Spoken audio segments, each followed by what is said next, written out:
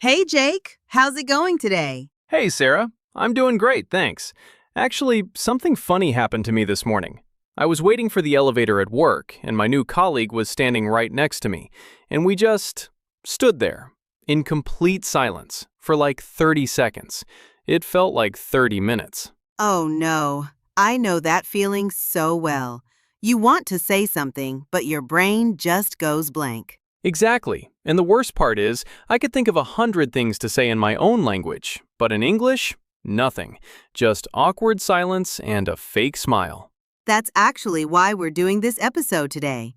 Because small talk, that light, casual conversation you have with people you don't know very well, it's one of the hardest things for English learners. And it's not because the English is difficult. The words are actually really simple. Right, the problem is knowing what to say and when to say it. Like, what do you even talk about with someone you barely know? Exactly. So today, we're going to fix that. We're going to give you real phrases, real conversations, and real situations so you can feel confident making small talk in English, whether it's at work, at a party, in a shop, or just waiting in line somewhere. And the best part? You don't need advanced English for this. These are simple, everyday phrases that native speakers use all the time. So if you're at an A2 or B1 level, this is perfect for you. All right, let's start with the basics. Jake, what's the first thing you need for small talk? A good opening line. You need a way to start the conversation, and the easiest way is with a simple greeting plus a question. Right. So let's go through some key vocabulary and phrases first. The first one is how's it going? This is a very casual way to say, how are you? You can use it with colleagues, neighbors, anyone you see regularly. And the important thing is, people don't expect a long answer. You just say, good, thanks, or not bad, how about you? It's more of a greeting than a real question. Exactly. Another great one is what's up? This is even more casual. It's like saying, hey, what's happening? And again, the answer is usually short, not much, or just the usual. Now, here's one that's really useful. Catch up. When you catch up with someone, it means you talk about what's been happening in your lives recently. Like, we should catch up sometime, or let's catch up over coffee. That's a great one. And then there's break the ice. This means to start a conversation in an uncomfortable or awkward situation, like at a party where you don't know anyone. Oh, I need to break the ice all the time. The icebreaker is the first thing you say to start talking to a stranger or someone you don't know well. Right. Another key phrase, make conversation. This means to talk to someone politely, even if you don't have anything specific to discuss. Like, I was just making conversation with the taxi driver. And small talk itself, it means light, polite conversation about unimportant things. The weather, the weekend, how your day is going. Nothing deep or personal. Let's also talk about get along with. If you get along with someone, it means you have a good, friendly relationship. Like, I get along well with my neighbors. And one more, by the way. You use this to introduce a new topic in conversation. It's super natural, and native speakers use it constantly. By the way, did you see the game last night? Perfect. So now we have our key vocabulary. Let's put it into practice with a real situation. Jake, imagine you're at the office kitchen making coffee and a colleague walks in. Someone you see every day but don't really know well. What happens? Okay, I'll be the colleague. Ready? Ready. Hey, morning. How's it going? Hey, good, thanks. Monday again, right? I know, the weekend always goes so fast. Did you do anything fun? Actually, yeah. I went hiking with some friends on Saturday. There's this trail just outside the city, and the weather was perfect for it. Oh, that sounds amazing. I keep saying I need to get outside more. Where was it? It's called Green Valley Trail. It's only about 30 minutes from here. You should check it out. It's really nice, and it's not too difficult. I might actually do that. I usually just stay home on weekends, but I've been wanting to find some new outdoor activities. How long is the hike? About 2 hours round trip, and there's a nice cafe at the starting point so you can grab a coffee before or after. That sounds like my kind of hike, with coffee included. By the way, have you tried the new coffee machine they put in the meeting room? No, not yet. Is it any good? It's actually pretty decent. Way better than this one, honestly. Good to know. I'll try it later. All right, enjoy your coffee. Have a good one. You too. See you around. Okay, so let's break down what just happened there. Did you notice how the conversation flowed naturally? Right. It started with a simple greeting. How's it going? Then I used the weekend as a topic. Did you do anything fun? This is probably the most common small talk question in English. And then I gave a real but short answer about hiking. I didn't tell my whole life story, just enough to keep the conversation going. Exactly. And then I showed interest by asking a follow-up question. Where was it? This is key. In small talk, asking follow-up questions shows you're actually listening and you care. Then the conversation moved naturally to a new topic, the coffee machine. And that by the way phrase made the transition really smooth. And notice how we ended it. Have a good one and see you around. These are casual, friendly ways to end a conversation without it being awkward. Now, let's try a different situation. What about meeting someone new at a party or a social event? This is where you really need to break the ice. Okay, let me set the scene. You're at a friend's birthday party. You're standing near the food table, and someone you've never met comes to grab a drink. Go. Hey, great party, right? Yeah, it really is. The music is amazing. Do you know the birthday girl? Yeah, we work together. We're on the same team at the office. How about you? She's actually my neighbor. We've been living next door to each other for about 2 years now. I'm Sarah, by the way. Nice to meet you, Sarah. I'm Jake. So, are you from around here? Yeah, I grew up just a few blocks away, actually. What about you? No, I moved here about a year ago for work. I'm originally from Portland. Oh, Portland. I've heard it's a really cool city. Do you miss it? Sometimes, especially the food scene, but I'm really starting to like it here. There are so many good restaurants. Absolutely. Have you tried that new Italian place on Oak Street? I went there last week and it was incredible. No, but I've walked past it a few times. I'll have to check it out. What did you have? I had this amazing mushroom pasta. You have to try it. Sounds delicious. I'll definitely go. Thanks for the recommendation. Okay, so what was different about this conversation compared to the office one? Well, first, we introduced ourselves. At work, you already know the person's name. At a party, you have to actually say who you are. I'm Jake, by the way, is a very natural way to do it. Right, and we used the party itself as the icebreaker. Great party, right? This is so easy and so effective. You comment on your shared environment. Then we found a connection. We both know the birthday girl, and use that to keep talking. Finding common ground is really important in small talk. And then topics moved naturally. Where you're from, what you like about the city, restaurants, food. These are all safe, easy small talk topics that work with anyone. Now, let's talk about what I call the golden topics for small talk.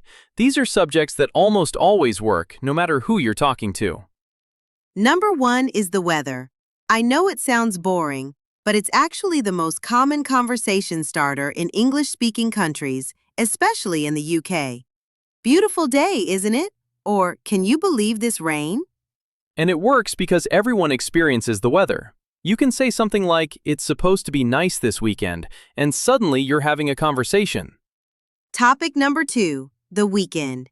Any plans for the weekend? Or, how was your weekend?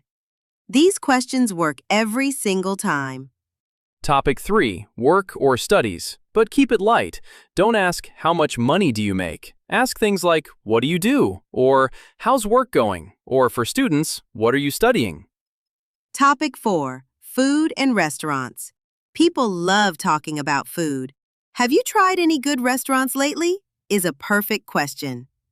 And topic 5, travel and hobbies. Have you been on any trips recently? Or, what do you like to do in your free time? Now, there are also some topics you should avoid in small talk, especially with people you don't know well. Right. Don't talk about politics, religion, money, or very personal things like relationships or health problems. These topics can make people uncomfortable.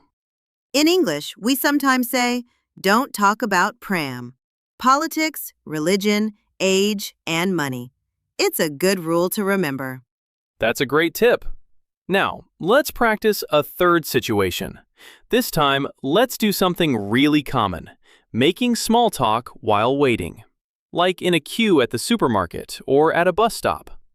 Okay, we're at a bus stop. It's raining. Go.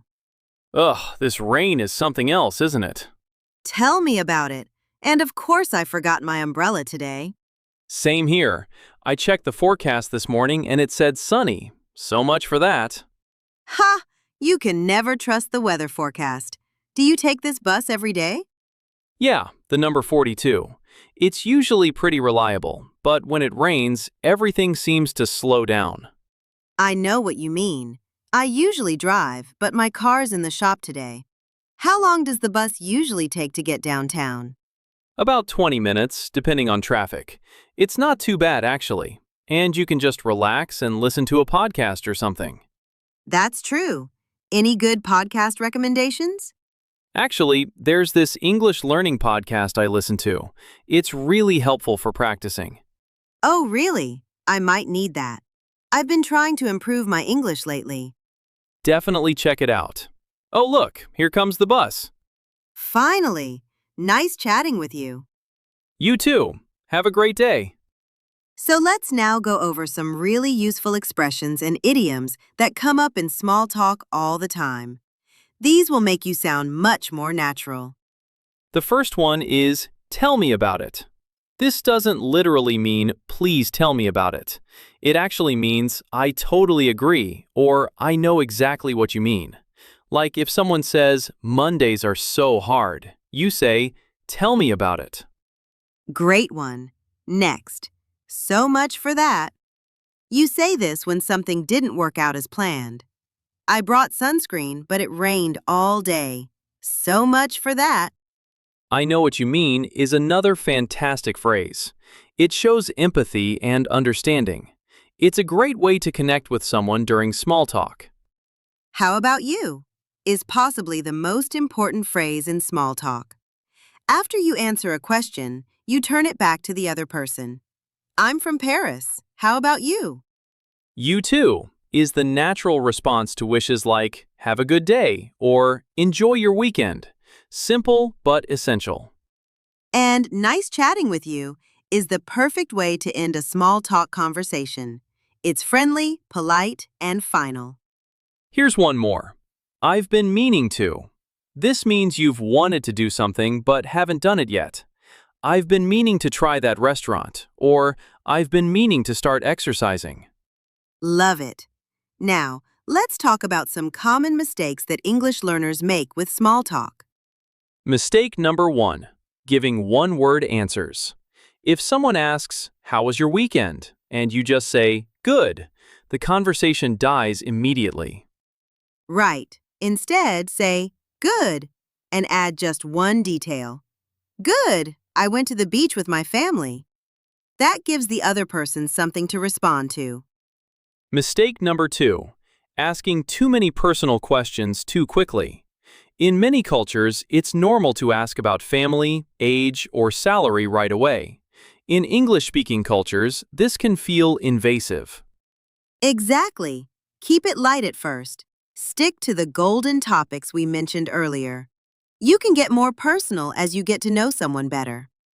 Mistake number 3, not asking follow-up questions. Small talk is a two-way street. If someone tells you something, show interest. Ask, oh really? How was it? Or, that sounds fun. Where did you go? And mistake number 4, trying to be too perfect. Small talk is supposed to be relaxed and easy. Don't worry about making grammar mistakes. Native speakers make mistakes too.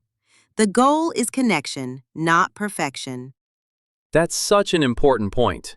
Nobody expects perfect English in casual conversation. All right, let's also share some cultural tips that are really helpful to know. First, in the US and the UK, how are you is a greeting, not a real question. Don't respond with a 5-minute description of your health problems. Just say, good, thanks. How about you? Second, Eye contact is important in English-speaking cultures.